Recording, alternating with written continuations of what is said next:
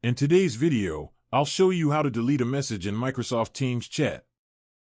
Maybe you sent a message too quickly and instantly regretted it, or perhaps there's outdated information you want to remove. Whatever the reason, Microsoft Teams allows you to delete messages you've sent, and I'll guide you through the process step by step. To begin, sign into your Microsoft Teams account.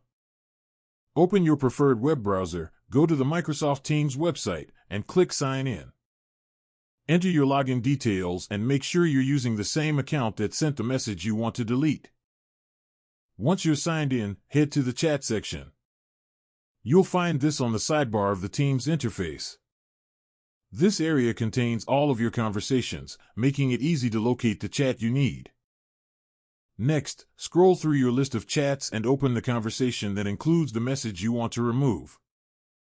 When the chat opens, you'll see the full conversation history with that person or group. Now, find the specific message you want to delete.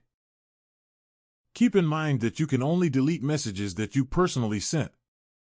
Microsoft Teams doesn't allow you to delete messages from other users. When you hover your mouse over your message, you'll see three dots, also known as the More Options menu. Click on these three dots to open a list of actions related to that message. From the menu, select Delete. You may be asked to confirm your choice to prevent accidental deletions. Confirm the action, and the message will be removed from the chat.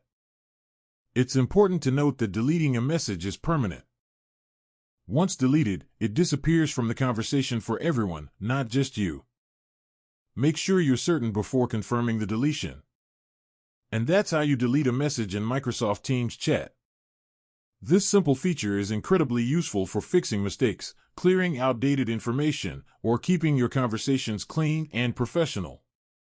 If you found this video helpful, leave a comment below, hit like, subscribe to the channel, and don't forget to turn on the notification bell.